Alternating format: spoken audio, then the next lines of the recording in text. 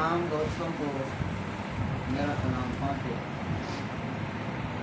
हस्ब मामूल सबसे पहले दरबार रिसालत मआब सल्लल्लाहु अलैहि वसल्लम हाज़री लगवाते हैं। तो मेरे आका के भेजो दरूद व सलाम, मेरे आका के भेजो दरूद व सलाम, वो इसी काम से ही तुम्हें रोज़ काम, मेरे आका के भेजो दरूद व सलाम। ज़िक्र उनका फरिश्ते भी करते रहें, हर घड़ी वो दरूद उन पे पढ़ते रहें। खुद खुदा की ज़बां पे भी है ये कलाम, मेरे आका पे भेजो दरूद व सलाम। रिश्ता फ़िक्र मोहम्मद से टूटे नहीं, दामने याद सरकार छूटे नहीं। ऐसे मजबूत हाथों से लो इसको थाम, मेरे आका पे भेजो दरूद व सलाम।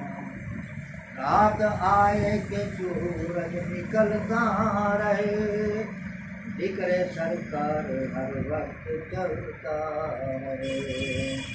अपने आका के साथ देना गुलाम, मेरे आका पे भेजो दरूद व सलाम। खाते गम उनका पलती रहे जिंदगी, इस सफर पे ही चलती रहे जिंदगी।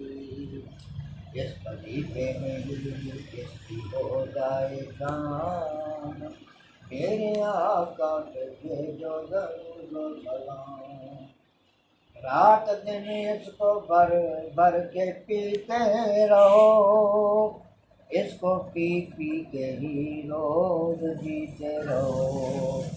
खाली रखना ना उनकी मोहब्बत का जाम, मेरे आका पे भेजो दरूद व सलाम।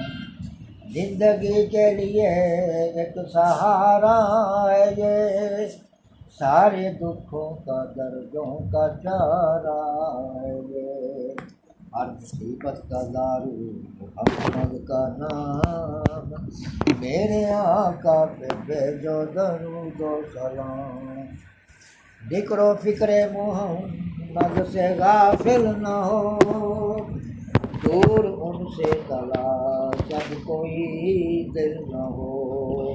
आम कर दो ज़माने में मेरा क़याम, मेरे आका पे भेजो दरूद व सलाम। आज का हमारा मौजू है इकबाल और ज़िंदगी के हक़ाइक़। लेकिन इससे पहले दो बातें मेरे हाज़रीन और नाज़रीन हमेशा याद रखें। एक तो ये कि ज़िक्र इकबाल की रोशनी में जब भी और इस मौजू पर भी गुफ्तगू की जाएगी वो कसीर और देर हज़म तो होगी, जिससे अक्सर लोगों के मेले ख़राब हो जाते हैं और उन्हें वोमिटिंग वगैरह की तकलीफ़ भी हो जाती है। लेकिन आप परेशान बिल्कुल ना हो, हम उस ग़िज़ा को लतीफ़ और लूज़ हज़म बनाकर आपकी खिदमत में पेश किया करेंगे। और अंजुमन फैज़ान इकबाल के क़याम का मकसद ही यही है कि कलाम इकबाल और प्याम इकबाल को आम फहम, सादा और आसान अल्फाज में आपकी खिदमत तक पहुँचाया जाए, ताकि आप इससे पूरी तरह इस्तिफ़ादा कर सकें। दूसरी गुजारिश ये है कि तकरीबन 50-60 साल मेरे कलम की ज़बान चली है और मुँह की ज़बान बिल्कुल बंद रही है। मुझे बात करने का ढंग बिल्कुल ही नहीं आता। अगर अल्फाज में कहीं कमी पेशी हो जाए या लबो लहजे में कोई लग़ज़श आ जाए तो उसकी गिरफ्त न करना। آپ کی بڑی مہربانی ہوگی۔ آپ ہمیشہ یہ دیکھیں کہ میں کیا کہتا ہوں اور میرا کہنے کا مقصد کیا ہے۔ میرے لیے بس اتنا ہی کافی ہے کہ اثر کرے نہ کرے سن تو لے میری فریاد، نہیں ہے داد کا طالب یہ بندہ ہے آزاد۔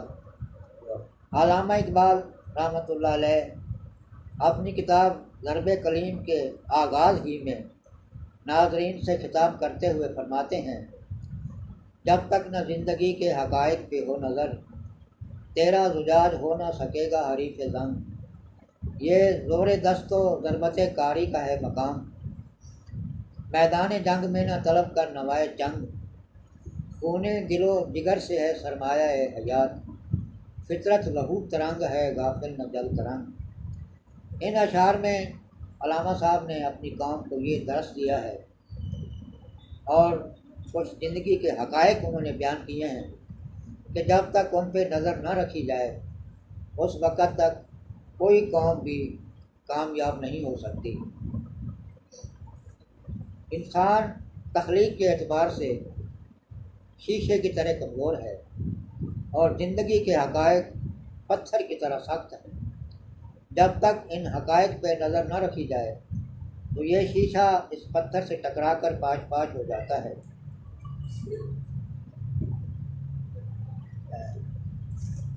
کیونکہ زندگی آرام کا نام نہیں ہے، سکون کا نام نہیں ہے، زندگی مسلسل جد و جہد کا نام ہے۔ اور حضرت انسان کیونکہ بالکل کمزور ہے، اس کو یہاں زور بازو کا مظاہرہ کرنا پڑتا ہے۔ اگر یہ آسائش پسند ہو جائے، آرام طلب ہو جائے تو پھر بات نہیں بنتی، کیونکہ قرآن پاک میں بھی فرما دیا گیا ہے کہ خلق الانسان ضعیفا، کہ انسان کو کمزور پیدا کیا گیا ہے۔ جب انسان پر تان آسانی مسلط ہو جائے اور وہ جد و جہد سے آنکھیں چرانے لگے تو پھر وہ زندگی سے بھی دور ہو جاتا ہے۔ جس طرح ایک فضول خرچ اور عیاش مکروہ قرض لے لے کر اور حلوے اور مرغے اور گردے کھا کھا کر جب قرض خواہ اس سے مطالبہ کرتے ہیں تو وہ پریشان ہو کر شراب اور موسیقی کا سہارا لیتا ہے۔ اسی طرح جو سہل پسند قوم ہوتی ہے، بزدل قوم ہوتی ہے، وہ بھی گوشہ نشینی اور تن آسانی کا سہارا لیتی ہے۔ اور موجودہ دور کے مسلمان تو اتنے بزدل ہو گئے ہیں کہ وہ حقائق کا مقابلہ نہیں کر سکتے اور وہ ان حقائق سے اس طرح بھاگتے ہیں جس طرح کسائی سے گائے بھاگتی ہے۔ حقائق کی اہمیت کا اعتراف کر کے ان کے وجود کو تسلیم کرنا چاہیے اور جمع مردی سے ان کا مقابلہ کرنا چاہیے۔ اب ہم زندگی کے حقائق کی تھوڑی سی تشریح کرتے ہیں۔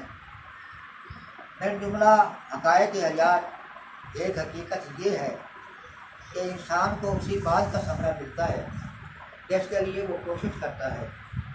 قرآن پاک میں ارشاد ہے، لیس للانسان الا ما سعی، انسان کے لیے نہیں ہے لیکن وہی جس کے لیے وہ کوشش کرتا ہے، یہ قانون فطرت ہے۔ دوسری حقیقت یہ ہے کہ بیل کو دوا پلانے سے بکر کو پیدا نہیں ہو سکتا۔ تیسری حقیقت یہ ہے کہ اللہ کی سنت میں کبھی تبدیلی نہیں ہوتی، لا تبدیل لکلمات اللہ۔ مثلا اللہ تعالیٰ نے یہ قانون بنا دیا ہے کہ نیم کے بیج سے انار کا پودا نہیں ہو سکتا، اسی طرح آگ کے پودے میں گلاب کا پھول نہیں لگ سکتا۔ از مقافات عمل کافر بچاؤ، گندم از گندم برویت جو از جو، مولانا وہ فرماتے ہیں کہ گندم کے بیج سے گندم ہی پیدا ہوتی ہے اور جو کے بیج سے جو ہی پیدا ہوتا ہے۔ لیکن میرے دوستوں کو یہ یاد رہے کہ اللہ تعالیٰ چاہے تو اپنا قانون بدل بھی دیتا ہے، وہ اپنی سنت بدل بھی دیتا ہے۔ مثلا آگ کا کام ہے جلانا، اس میں کوئی تخصیص نہیں ہے، نسب و نسب کی کوئی تخصیص نہیں، اس میں امیری غریبی کی کوئی تخصیص نہیں، نیکی اور برائی کی کوئی تخصیص نہیں۔ اگر کوئی آدمی صائم الدہر ہو، قیم اللیل ہو، متقی ہو، پرہیزگار ہو، لیکن جب بھی وہ آگ کی ذات میں آئے گا تو وہ آگ اسے جلا دے گی، یہ قانون فطرت ہے۔ لیکن اللہ تعالیٰ اگر چاہے تو وہ اپنا قانون بدل بھی دیتا ہے اور فرما دیتا ہے قومنا یا نارو کونی بردم و سلامن علی ابراہیم، اگر وہ چاہے تو آپ کو سلامتی والی اور ٹھنڈک بنا دے ابراہیم علیہ السلام کے لیے۔ اور جو اللہ تعالیٰ کے ہاتھ میں سارا کچھ ہے، ام الکتاب اس کے ہاتھ میں ہے، یم اللہ ما یشاء یثبت وعندہ ام الکتاب، اللہ تعالیٰ جسے چاہے اسے ملا دے اور جسے چاہے اسے لکھ دے، اس کے ہاتھ میں ام الکتاب ہے۔ اور جو مرد مومن ہوتا ہے وہ بھی تصرف کر لیتا ہے اس کائنات میں، اس عناصر کی کائنات میں مرد مومن بھی تصرف کرتا ہے۔ اور نائب حقدر جہاں بودن خوشس بر عناصر حکمراں بودن خوشس، علامہ صاحب فرماتے ہیں کہ عناصر پہ حکمرانی کرنی بہت ہی اچھی ہے۔ مرد مومن کیونکہ اللہ تعالیٰ کا نائب ہے، اور نائب وہی کام کرتا ہے جو اصل مقام پہ بیٹھنے والا کرتا ہے، نائب کو بھی وہی طاقتیں میسر ہوتی ہیں۔ جیسا کہ حضرت عمر فاروق نے قیامت شہر میں ساریہ کو اتنے ہزاروں میل دور پیغام پہنچایا، یا حضرت عمر فاروق نے ہی دریائے نیل کو رکا لے کر بھیجا اور وہ اچھی طرح بہنے لگا۔ یہ جو آگ ہے، جو مٹی ہے، جو پانی ہے، یا ہوا ہے، اس پہ مرد مومن تصرف کرتا ہے۔ لیکن یہ چونکہ ہمارا آج کا موضوع نہیں ہے، یہ اس پہ انشاءاللہ پھر کبھی گفتگو کریں گے۔ مطلب یہ ہے کہ اللہ کا قانون بدلتا نہیں ہے، وہ حقیقت ہوتا ہے۔ چوتھی حقیقت یہ ہے کہ جب تک کوئی قوم اپنی حالت بدلنے کے لیے جدوجہد نہ کرے، اللہ تعالیٰ بھی اس کی حالت نہیں بدلتا۔ قرآن پاک میں ارشاد ہے ان اللہ لا یغیر ما بقوم حتی یغیر ما بانفسہم، اللہ تعالیٰ کسی قوم کی بھی حالت نہیں بدلتا جب تک وہ اپنی حالت بدلنے کی خود کوشش نہ کرے۔ خدا نے آج تک اس قوم کی حالت نہیں بدلی، نہ ہو جس کو خیال آپ اپنی حالت کی بدلنے کا۔ پانچویں حقیقت یہ ہے کہ کوئی شخص دوسرے کا بوجھ نہیں اٹھا سکتا۔ چھٹی حقیقت یہ ہے کہ جیسی کرنی ویسی کرنی۔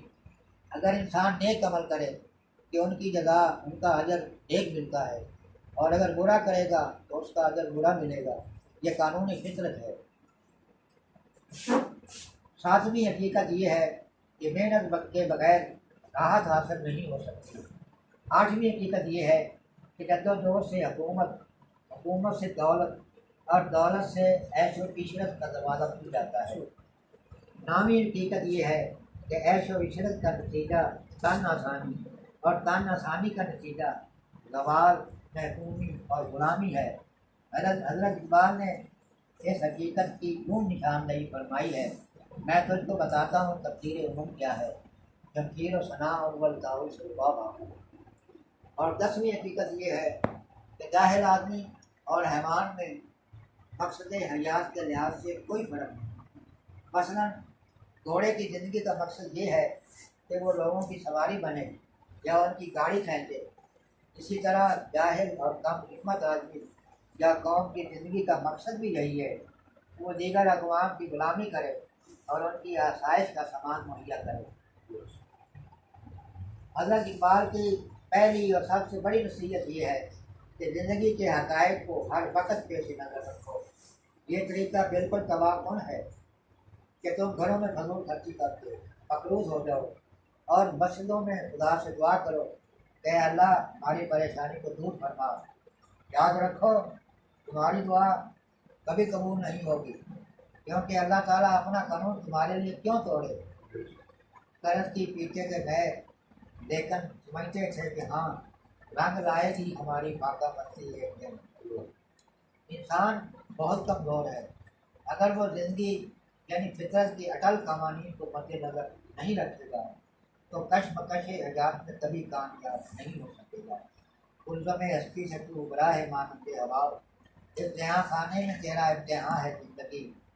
حضرت اقبال فرماتے ہیں کہ اے انسان، یہ دنیا عیش و عشرت اور آرام کی جگہ نہیں ہے، بلکہ دور دست اور غربت کاری کا مقام ہے۔ یہ دنیا بساط رقص و سرور اور محفل خرگ و نوش نہیں، بلکہ میدان جنگ ہے۔ جو قومیں سکون کی متلاشی ہیں وہ فنا ہو جائیں گی، کیونکہ سکون کا لفظ فطرت کی لغت میں کہیں مذکور نہیں ہے۔ سکون بحال ہے قدرت کے کارخانے میں، ثبات ایک تغیر کو ہے زمانے میں۔ یہ دنیا سکون کے لیے نہیں بنائی گئی، یہاں تو ہر وقت جد و جہد درکار ہے۔ فریب نظر ہے سکون و ثبات، کھڑکتا ہے ہر ذرہ کائنات۔ جب یہ ثابت ہو چکا کہ یہ دنیا میدان جنگ ہے، تو پھر انسان کو یہاں اپنی طاقت کا مظاہرہ کرنا چاہیے اور ضرب پہن پر نمونہ دکھانا چاہیے۔ اسے نوائے چنگ و رباب کی تمنا نہیں کرنی چاہیے۔ اس دنیا میں وہی قوم عزت کی زندگی بسر کر سکتی ہے، یعنی سرمایہ حیات انہیں کو مل سکتا ہے جو رات دن انہیں دل و جگر پیتی رہتی ہیں، یعنی جدوجہد کرتی رہتی ہیں۔ کیوں؟ اس لیے کہ فطرت لہو ترنگ ہے، جل ترنگ نہیں ہے۔